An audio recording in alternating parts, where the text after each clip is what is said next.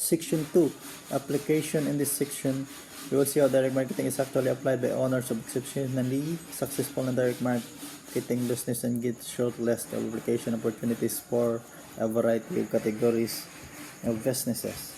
Section 3, resources. Here are referrals to websites where you can see full implementation of direct marketing and non-direct marketing business, as well as recommendation for educational resources and tools. Section 4, Section 1, foundation. The big switch. Why direct marketing for non-direct marketing businesses? It is an odd sort of title, isn't it? If you pick it up hoping for huge breakthroughs in your business, you wrote the right book. But first, I have to get this definition out of the way. By non-direct marketing business, I mean anything that a mail order, catalog, or online marketer who directly solicits orders for merchandise. It could be a local dental practice, carpet cleaning business, brick-mortar retailer, B2B, IT consultancy firm, or industrial equipment manufacturer. The owner of such business do not think of themselves as direct marketer engaged in direct response advertising until I get a hold of them. Example of pure direct marketing businesses just about everybody knows are the TV home shopping channels, QBZ and SSN, catalogers like J. Peterman or Hamaker, Squilmer, Contemporary Catalog, and online catalog commerce, companies like Amazon and Zappos, businesses like the Fruit of the Month Club and Mass User Direct Mail to sell things like Publishers Clearinghouse. There are thousands of direct marketing businesses. Some are familiar to the general public, meaning many more are familiar only to the niche or special interest deserved. For example, at any given moment, I have over 50 direct marketers as clients, each selling books, audio CDs, home study courses, and seminars, and services by mail, internet, and print media, teleseminars, and webinars, which market only to a specific industry or for a profession. One to carpet cleaners, another to restaurant owners, another to chiropractors, etc. If you are not a chiropractor, you don't know the name of Dr. Chris Tomczak and his company Health Source. If you are a chiropractor, it would be hard not to know him, thanks to his full page ads in the industry trade journals, massive amount of direct mail, and other direct marketing. There are also direct marketers unknown by name but known by their products or brands, like a longtime client of mine, Guti Renker Corporation, the billion-dollar business behind TV infomercials for Proactive, acne creams, and many other products made into brands. What all these have in common is their fundamental process of selling direct via media to consumer with no brick and mortar locations or face-to-face contact required.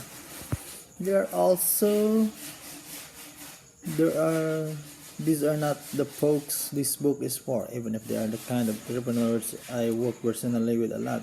They already know everything in this book and live and prosper by it. This book is for the owner of the brick and mortar business with a store, showroom, or office, a restaurant, a dental practice, an accounting practice, or a funeral home that is some kind of ordinary business, one most likely local and serving local market.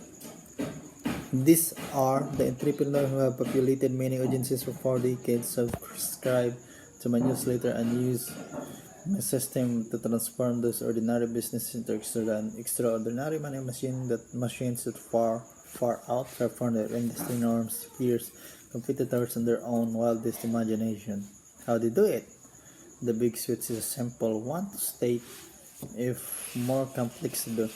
This switch from traditional advertising to direct response advertising. You stop emulating ordinary and traditional marketing and instead emulate direct marketing.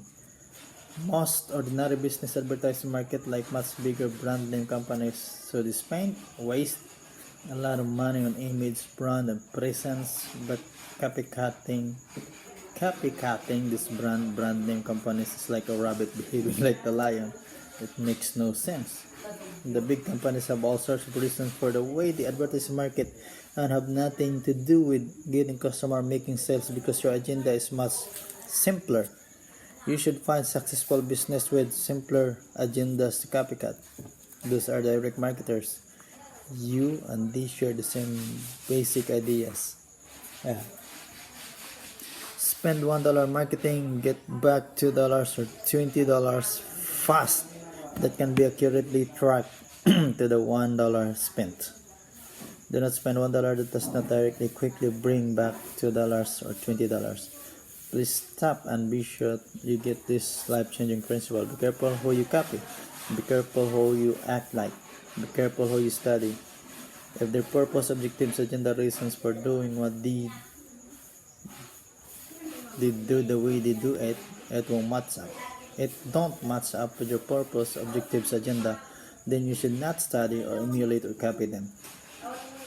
Big companies' agenda for advertising and marketing. Please appease, number one, please appease its board of directors, most of whom know zip about advertising and marketing but have lots of opinions. Please appease its stockholder. Number 3, look good and appropriate to Wall Street. Number 4, look good and appropriate to the media. Number 5, build brand identity. Number 6, win awards for advertising. 7, sell something. Your agenda. Number 1, sell something now.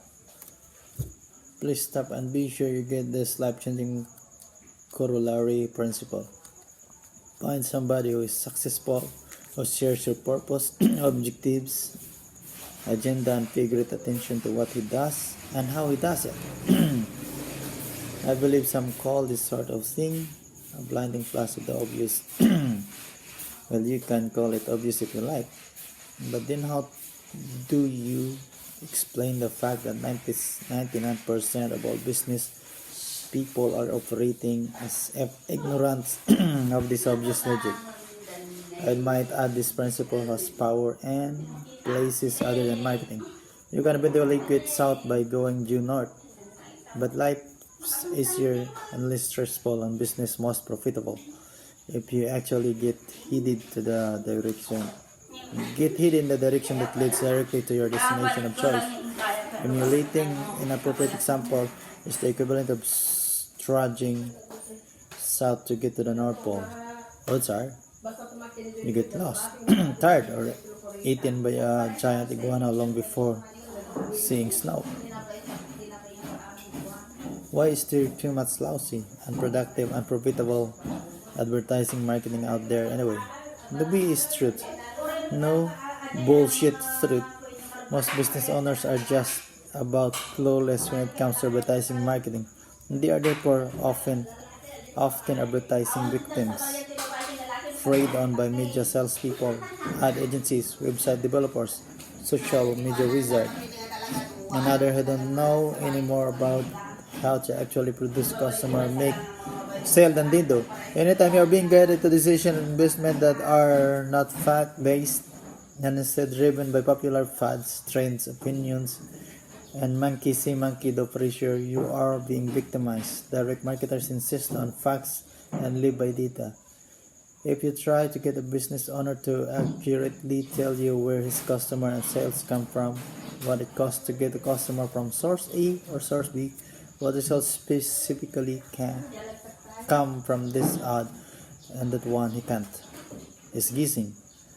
Consequently, he's often grumpy and happy about things he shouldn't be, but also wasting money he needn't be. The reasons for the cluelessness and vulnerability or victimization are many. Here's a big one: marketing incest. When you get into whatever business you're in, you probably look around what everybody else in the business was doing, copied it. Gradually, you've tried to do it better, but not radically different, just better. So you have everybody in an industry standing in a circle looking inward at each other, ignoring anyone or anything outside the circle.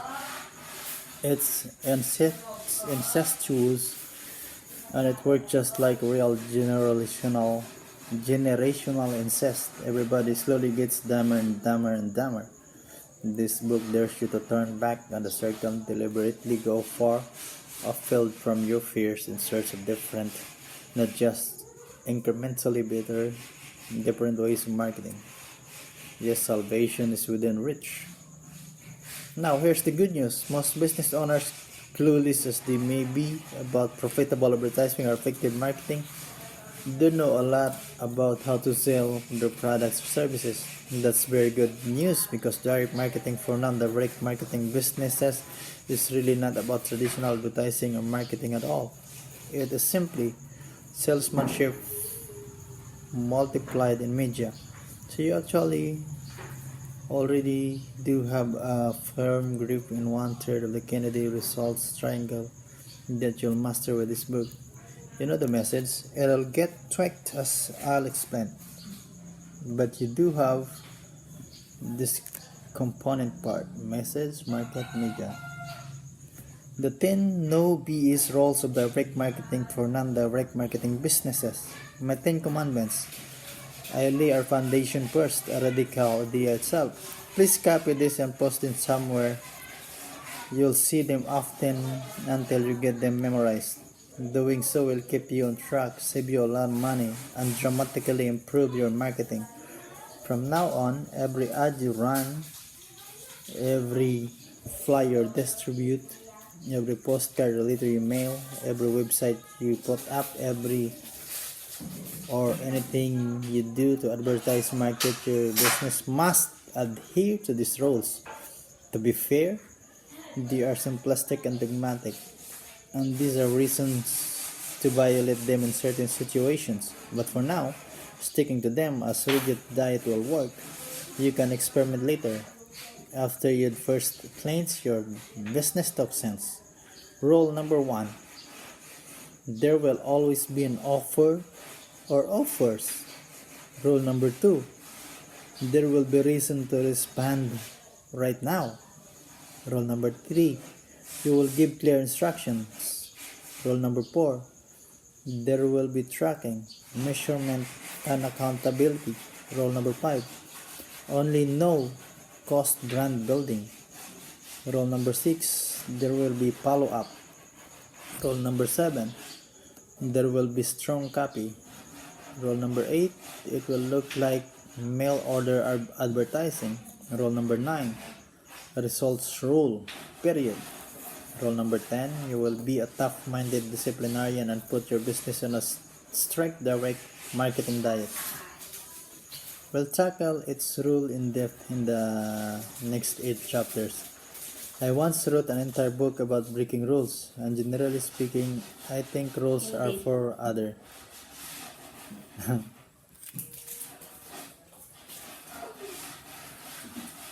I once wrote an entire book about breaking rules, and generally speaking, I think rules are for other ordinary mortals. Certainly not for me, and not for you either, if you are a true entrepreneur. So you'll chaff at rules he just as I would.